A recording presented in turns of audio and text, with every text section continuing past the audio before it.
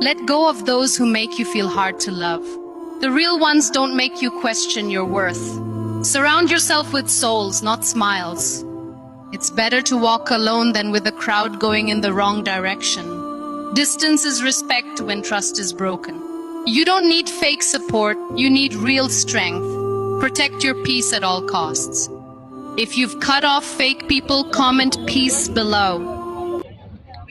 ভাই টাইট করে লাগাইছো জল দিলে না একটু জল দাও কাকা আপনার দুটো এক লাগে